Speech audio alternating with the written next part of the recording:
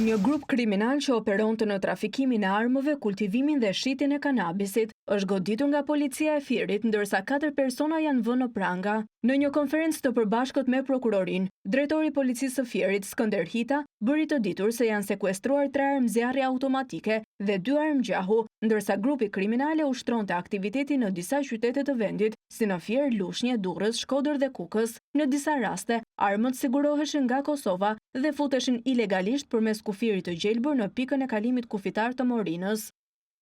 Nga hetimet rezultoi se disa shtetas në bashkëpunim me njëri tjetrin ushtronin veprimtari kriminale në fushën e trafikimit të armëve dhe municioneve të kalibrave të ndryshëm, si dhe mbanin armë zjarri për qëllime kriminale.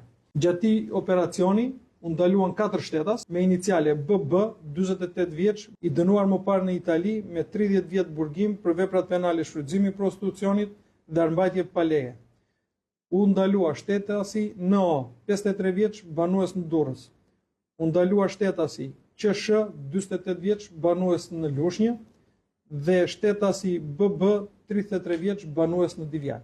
Gjithashtu shtetasit BB dhe QSH ishin në rolin e organizatorit të këtij grupi. Gjatë operacionit u ushtruan 8 kontrolle banesash, 2 kontrolle në ambiente të dyshuara për magazinimin e armëve dhe të municionit luftarak, si dhe 3 kontrolle automjetesh. Për rrjedhoj, u sekuestruan 4.000 fidan kanabisi, 2 uniforma policie, një maskë plastike me paruke, 3 automjete dhe 10 celular.